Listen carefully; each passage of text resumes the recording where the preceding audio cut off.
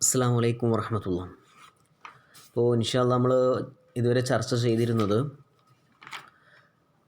അൽ ഹദസാനി, ചെറിയ അശുദ്ധിയും വലിയ അശുദ്ധിയെ കുറിച്ചിട്ടൊക്കെ ആയിരുന്നു. അങ്ങനെ ചെറിയ അശുദ്ധിയിൽ നിന്ന് ശുദ്ധിയാവണമെന്നുണ്ടെങ്കിൽ വുളു ചെയ്യണമെന്നും, അതുപോലെ വലിയ അശുദ്ധിയിൽ നിന്ന് ശുദ്ധിയാവണമെന്നുണ്ടെങ്കിൽ കുളിക്കണം എന്നെല്ലാം നമ്മൾ പറഞ്ഞു കഴിഞ്ഞു. ഇനി ഒരു ആൾക്ക് വെള്ളം എത്തിച്ചില്ല, വെള്ളം ആ നാട്ടിലില്ലാന്ന് തന്നെ വിചാരിക്കുക. ചിലപ്പോൾ ആ വെള്ളം കൊണ്ട് അവനക്ക് കുടിക്കാൻ മാത്രമേ വെള്ളം ഉണ്ടാവുള്ളൂ, അല്ലെങ്കിൽ അവനക്ക് വേറെ എന്തെങ്കിലും ഭക്ഷണം പാകം ചെയ്യാൻ വേണ്ടി മാത്രമേ അത്യാവശ്യത്തിനുള്ള വെള്ളം മാത്രമേ ഉള്ളൂ. വുളുവിന് വെള്ളം അവനക്ക് എത്തിക്കാതെ വരുന്ന സമയത്ത് എന്താണ് ചെയ്യേണ്ടത്? അല്ലെങ്കിൽ എന്താണ് അവനക്ക് രോഗം കാരണം, ചിലപ്പോൾ വെള്ളം മേത്ത് തട്ടിയാൽ ചിലപ്പോൾ അവൻ മരിക്കും, അങ്ങനത്തെ രോഗം. അല്ലെങ്കിൽ വെള്ളം തട്ടിയിട്ടുണ്ടെങ്കിൽ അവനക്ക് ചില വിറയൽ വരാൻ സാധ്യതയുണ്ട്, അങ്ങനെയൊക്കെയുള്ള ചില രോഗം. അല്ലെങ്കിൽ കൈ എന്ത് ചെയ്തുകൊണ്ട് കൈ ചിലപ്പോൾ മുറിഞ്ഞിട്ടുണ്ടാവാം. അങ്ങനെ പല കാരണങ്ങൾ കൊണ്ടും അവനിക്ക് വുളു എടുക്കാൻ ബുദ്ധിമുട്ടായി വരുമ്പോൾ, വെള്ളം കൊണ്ട് വുളു എടുക്കാൻ ബുദ്ധിമുട്ടായി വരുമ്പോൾ തയമ്മും എന്ന് നമ്മുടെ സഹായത്തിനായി ആരെത്തുകയാണ്? തയമ്മും എന്ന് പറയുന്ന മറ്റൊരു രീതിയിലുള്ള വുളു നമ്മളിലേക്ക് എത്തുകയാണ്. ഇൻഷാ അല്ലാഹ് നമ്മൾ ഇന്ന് പറയുന്നത് തയമ്മുമിനെ കുറിച്ചിട്ടാണ്. തയമ്മും, ആർക്കാണ് തയമ്മും ചെയ്യേണ്ടത്, എപ്പോഴാണ് തയമ്മും ചെയ്യേണ്ടത്, എങ്ങനെയാണ് തയമ്മും ചെയ്യേണ്ടത്, തയമ്മുമിൻ്റെ ഫർളുകൾ ഏതൊക്കെയാണ്, അതിനൊക്കെ കുറിച്ചിട്ടാണ് ഇന്നത്തെ തയമ്മും എന്ന പാഠഭാഗത്തിൽ നമ്മൾ ചർച്ച ചെയ്യാൻ പോകുന്നത്.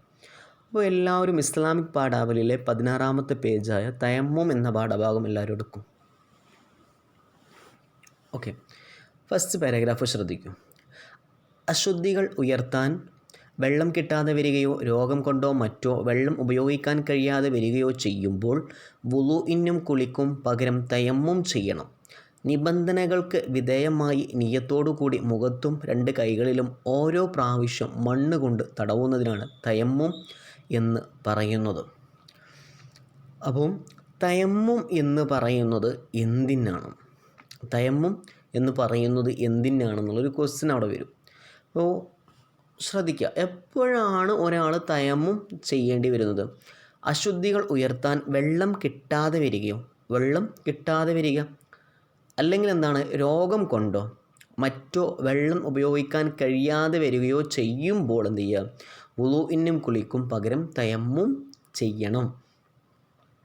നിബന്ധനകൾക്ക് വിധേയമായി നിയ്യത്തോടു കൂടി മുഖത്തും 2 കൈകളിലും ഓരോ പ്രാവശ്യം മണ്ണ് കൊണ്ട് തടവുന്നതിനാണ് തയമ്മും എന്ന് പറയുന്നത്.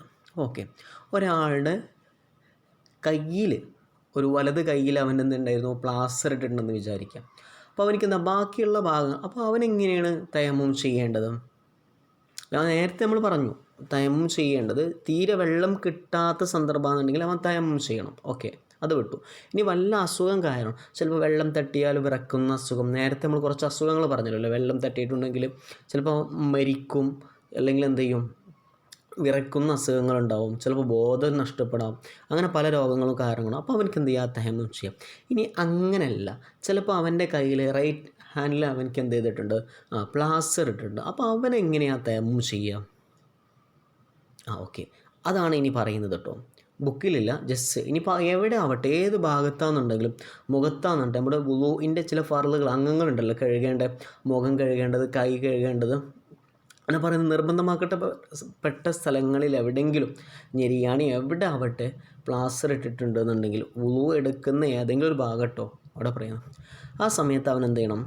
മുഴുവൻ, ഇപ്പോൾ ഇനിയിപ്പോൾ അവൻ്റെ റൈറ്റ് ഹാൻഡിലാണെന്നുണ്ടെങ്കിൽ ബാക്കിയുള്ള മുഖം കഴുകുക, മുൻകൈ കഴുകണം, ഉപ്പിളിക്കുക, മുഖം കഴുകുക, ശേഷം അവൻ എന്ത് ചെയ്യുക? റൈറ്റ് ഹാൻഡിലാണല്ലോ, ലെഫ്റ്റ് ഹാൻഡ് എന്ത് ചെയ്യുക? അവന് കഴുകുക, കാല് കഴുകുക. അത് കഴിഞ്ഞതിന് ശേഷം അവൻ എന്ത് ചെയ്യുക? തയമ്മും ചെയ്യുക. അവിടെ മാത്രം, മറ്റേ റൈറ്റ് ഹാൻഡ് കഴുകണ്ട, അവിടെ അല്ലേ ബ്ലാസ്റ്റർ ഉള്ളത്. അപ്പോൾ അതുകൊണ്ട് റൈറ്റ് ഹാൻഡ് അവൻ കഴുകണ്ട, അവനവിടെ എന്ത് ചെയ്യട്ടെ? തയമ്മും ചെയ്യട്ടെ. ഇനി എങ്ങനെയാണ് തയമ്മും ചെയ്യേണ്ടതെന്നുള്ളത് പറയുന്നുണ്ട്. ഓക്കെ,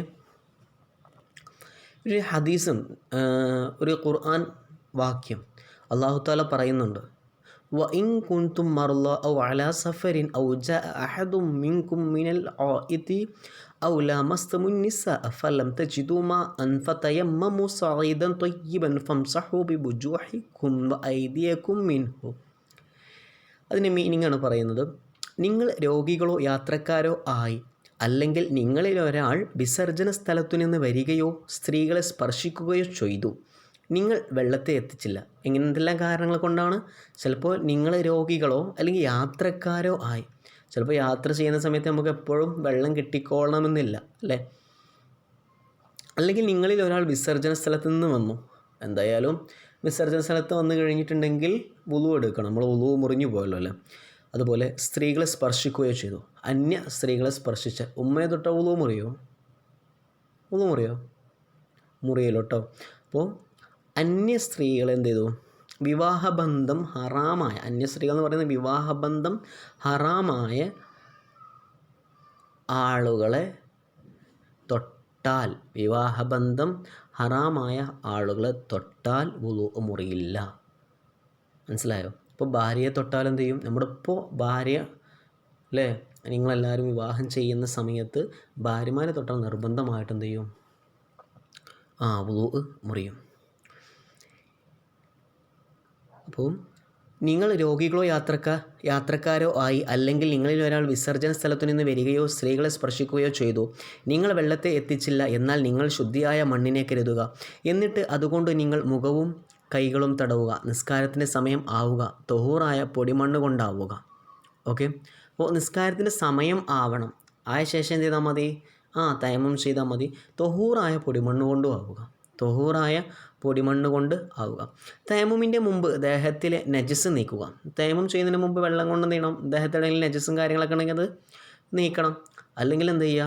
അവൻ തുടച്ച് വൃത്തിയാക്കണം. വെള്ളം കിട്ടാത്ത സാഹചര്യമാണെന്നുണ്ടെങ്കിൽ തുടച്ച് നീക്കം ചെയ്യണം. വെള്ളം ഉപയോഗിക്കാൻ കഴിയാതെ വരിക എന്നിവ തയമ്മുമിൻ്റെ ഷർത്തുകളാണ്. തയമ്മുമിൻ്റെ മുമ്പ് ദേഹത്തിലെ നജസ് നീക്കുക, വെള്ളം ഉപയോഗിക്കാൻ കഴിയാതെ വരിക എന്നിവ തയമ്മുമിൻ്റെ ഷർത്തുകളാണ്. അപ്പോൾ എന്തൊക്കെയാണ് തയമ്മുമിൻ്റെ ഷർത്തുകൾ? ഒന്നാമത്തെ മുകളിൽ പറയുന്നു, നിസ്കാരത്തിൻ്റെ സമയമാവുക. തൊഹൂറായ പൊടിമണ്ണ് കൊണ്ടാവുക. 2 തയമ്മുമിൻ്റെ മുമ്പ് ദേഹത്തിലെ നജസ് നീക്കുക. 3 വെള്ളം ഉപയോഗിക്കാൻ കഴിയാതെ വരിക എന്നിവ തയമ്മുമിൻ്റെ ഷർത്തുകളാണ്. ഓക്കെ. ഇത്രയും കാര്യങ്ങളാണ് തയമ്മുമിൻ്റെ ഷർത്തുകൾ. ഇനി പറയുന്നത് തയമ്മുമിൻ്റെ 5 ഫർളുകളെ കുറിച്ചിട്ടാണ്. ഏതൊരു കാര്യത്തിനും ഫർളിന് നിയ്യത്ത് അത്യാവശ്യം. തയമ്മം ചെയ്യുന്ന സമയത്ത് നിയ്യത്ത്, നമ്മൾ വുളൂ ചെയ്യുന്ന സമയത്ത് നിയ്യത്ത് വേണമല്ലോ. അതുപോലെ എന്താണ്? ഇതൊരു നിയ്യത്ത് വേണം. നിസ്കാരത്തെ ഹലാലാക്കാൻ വേണ്ടി ഞാൻ തയമ്മം ചെയ്യുന്നു എന്ന് കരുതുക. നിസ്കാരത്തെ എന്താണ് നിയ്യത്ത് ചെയ്യേണ്ടത്? ഓക്കെ. ഒന്നാമത്തെ ഫർള് നിയ്യത്താണ്. അതെങ്ങനെ ചെയ്യേണ്ടതെന്ന് ചോദിക്കുന്ന സമയത്ത് നിസ്കാരത്തെ ഹലാലാക്കാൻ വേണ്ടി ഞാൻ തയമ്മം ചെയ്യുന്നു എന്ന് കരുതുക. രണ്ടാമത്തത് മണ്ണ് അടിച്ചെടുക്കൽ. 2 കണ്ടോ? ആ പിക്ചറിലത് കാണിക്കുന്ന മണ്ണ് അടിച്ചെടുക്കൽ. നെക്സ്റ്റ് മൂന്നാമത്തത് മുഖം തടവൽ. അങ്ങനെ മണ്ണടിച്ചതിന് ശേഷം മുഖം തടവുക.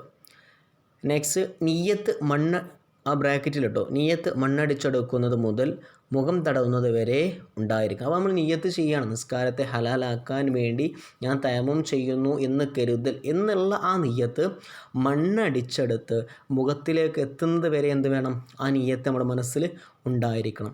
പിന്നെ കൈ 2 മുട്ടുൾപ്പെടെ തടവൽ. ആ തടവുന്ന രീതി ഒന്ന് നോക്കൂ. കണ്ടോ തടവുന്ന രീതി? ഓക്കെ. അപ്പോൾ നമ്മൾ തടവേണ്ടത് വലത് കൈ നിവർത്തി പിടിച്ച്, ഒരാൾ ഇടത് കൈ എന്ത് ചെയ്യുക? നിവർത്തി പിടിച്ചിട്ട് അതിന് താഴത്തോട് എന്ത് ചെയ്യാം? ഓക്കെ, അതിന് താഴത്തോട് ആ പിക്ചറിൽ കാണുന്നത് പോലെ എന്ത് ചെയ്യുക? അവിടെ തടവിയിട്ട് താഴെ ഭാഗത്തിലൂടെ തടവി ഫ്രണ്ട് ഭാഗത്തു കൂടി എന്ത് ചെയ്യാം? നമ്മുടെ ഉള്ളംകഴി ഉണ്ടല്ലോ, ആ ഉള്ളംകഴീൻ്റെ ഭാഗം കൊണ്ട്, ഇപ്പോൾ വലത് കൈയാണ് തടവുന്നു എന്നുണ്ടെങ്കിൽ അപ്പോൾ ഇടത് കൈയിൻ്റെ ഉള്ളൻ കൈയുണ്ട്, അത് വലത് കൈയിൻ്റെ പൊറാടിയിൽ വെച്ച ശേഷം, പിറകിൽ വെച്ച ശേഷം അതിന് താഴത്തോട്ട് മുട്ട് വരെ കൊണ്ടുവരിക. ആ ഇടത് കൈയിൻ്റെ ഉള്ളം കൈ കൊണ്ട്. ശേഷം അതെന്ത് ചെയ്യുക? ഉള്ളം കൈ നേരെ മുകളിലോട്ട് എന്ത് ചെയ്യുക? പരത്തി. ഓക്കെ, നമ്മൾ കൈ കൊട്ടി അടിക്കുമല്ലേ, അതുപോലെ എന്ത് ചെയ്യുക? ഫ്രണ്ടിലേക്ക് കൊണ്ടുവരികയും ചെയ്യാം. ഞാൻ ജസ്റ്റ് ഒരു വീഡിയോ അയച്ചു തരാം നിയ്യത്ത് തയമ്മം ചെയ്യുന്നതിൻ്റെ.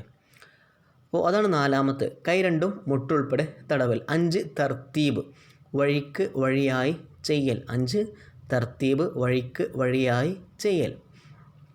ഇത്രയും കാര്യങ്ങൾ. അപ്പോൾ 5 ഫർളുകളെന്ന് പറഞ്ഞു. 1 നിയ്യത്ത്, 2 മണ്ണടിച്ചെടുക്കൽ, 3 മുഖം തടവൽ, 4 കൈ 2 മുട്ടുൾപ്പെടെ തടവൽ, 5 തർത്തീബ്. ഇത്രയും കാര്യങ്ങളാണ്. ഒരു തയമ്മും കൊണ്ട് ഒരു ഫർള് മാത്രമേ നിസ്കരിക്കാവൂ. അപ്പോൾ ലുഹറിന് ഒരുത്തൻ എന്ത് ചെയ്തു? തയമ്മും ചെയ്തു. ഇനി അവനെന്ത് ചെയ്ത്? അത് അസറിലേക്ക് ആ തയമ്മും ചെയ്തത് കൊണ്ട് അസറും നമസ്കരിക്കാൻ അവനിക്ക് സാധിക്കില്ല. കാരണം ഒരു തയമ്മും കൊണ്ട് ഒരു ഫർള് മാത്രം. എത്ര സുന്നത്തുകളും വേണമെങ്കിൽ നമസ്കരിക്കാം. ലുഹറിൻ്റെ ശേഷം അവൻ എന്ത് ചെയ്തു? സുന്നത്ത് 2 റക്അത്ത് നമസ്കരിച്ചു. വേറെയും സുന്നത്തുകളൊക്കെ നമസ്കരിച്ചു എന്ന് വിചാരിക്കുക. അതുകൊണ്ടൊന്നും ഒരു പ്രയാസവുമില്ല. പക്ഷെ ഫർള് 1 മാത്രമേ നമസ്കരിക്കാൻ അവനക്ക് കഴിയുകയുള്ളൂ. ഫർള് കിഫായും സുന്നത്തുമായ നിസ്കാരങ്ങൾ എത്രയും നിസ്കരിക്കാം. അപ്പോൾ അവൻ എന്ത് ചെയ്യുക? ലുഹർ നമസ്കരിച്ചു, ശേഷം അപ്പോഴാണ് ഒരു മയ്യത്ത് പള്ളിയിലേക്ക് കൊണ്ടുവരുന്നത്. ആ മയ്യത്ത് നമസ്കാരം അവനക്ക് എന്ത് ചെയ്യുക? നമസ്കരിക്കാം. ശേഷം ഫർള് കിഫയായ നമസ്കാരം, മയ്യത്ത് നിസ്കാരം ഒരു ഉദാഹരണത്തിന് പറഞ്ഞെന്നുള്ളൂ കേട്ടോ. അപ്പോൾ അതും നമസ്കരിക്കുക. പിന്നെ വേറെ സുന്നത്ത് വേറെ ഉണ്ടെങ്കിൽ അതെല്ലാം അവനക്ക് എന്ത് ചെയ്യുക? നമസ്കരിക്കുക. പക്ഷെ ഫർള് 1 മാത്രം. ജുമുഅ ആവട്ടെ, ളുഹറാവട്ടെ, അസ്റാവട്ടെ, മഗ്‌രിബ് ആവട്ടെ, ഇശാ, സുബഹി ഏതെങ്കിലും 1 മാത്രം ഒരു തയമ്മും കൊണ്ട് ചെയ്യാൻ പാടുള്ളൂ. ഓക്കെ. നെക്സ്റ്റ് ക്രമപ്രകാരം നിങ്ങൾക്ക് ചെയ്യാനുള്ള വർക്കാണ്. നോട്ട്ബുക്കിൽ ചെയ്യണം. ചെയ്ത ശേഷം എനിക്ക് സെൻഡ് ചെയ്യണം പേഴ്സണലായിട്ട്. ഓക്കെ. ക്രമപ്രകാരം നമ്പർ ഇടാം. മണ്ണടിച്ചെടുക്കൽ എത്രാമത്തെ ഫർള എന്നുള്ളത് നിങ്ങൾ നമ്പർ ഇട്ടാൽ മതി. അതിന് നേരെ അതുപോലെ എഴുതിയിട്ട് വഴിക്കു വഴിയായി ചെയ്യൽ, അതുപോലെ മുഖം തടവൽ, കൈ 2 മുട്ടുൾപ്പെടെ തടവൽ, നിയ്യത്ത്, ഇതെല്ലാം എത്രാമത്തതാണ്? മണ്ണടിച്ചെടുക്കൽ എത്രാമത്തെ ഫർളാണ്? നേരെ ഇപ്പോൾ 4 മണ്ണടിച്ചെടുക്കൽ എന്നുള്ളത് 2ാമത്തെ ഫർളാണെന്നുണ്ടെങ്കിൽ 2 എന്ന് ഇടുക, അല്ലെങ്കിൽ 1ാമത്തെ ഫർളാണ് 1 എന്ന് ഇടുക. എത്രാമത്തെ ഫർളാണ് നേരെ കാണുന്ന ബോക്സിൽ എന്ത് ചെയ്യുക? എഴുതാം. നെക്സ്റ്റ് തയമ്മുമിൻ്റെ ഷർത്തുകൾ എത്ര എന്നുണ്ടെങ്കിൽ അതും എഴുതാം. ഓക്കെ. ഇൻഷാ അല്ലാഹ് അത് എഴുതിയിട്ട് സെൻഡ് ചെയ്യുക. പാഠഭാഗങ്ങൾ മനസ്സിലാവാത്ത കാര്യങ്ങളുണ്ടെങ്കിൽ മെസ്സേജ് അയക്കാം. എന്നാൽ ശരി. അസ്സലാമു അലൈക്കും വറഹ്മത്തുള്ളാഹി തആല വബറകാതുഹു.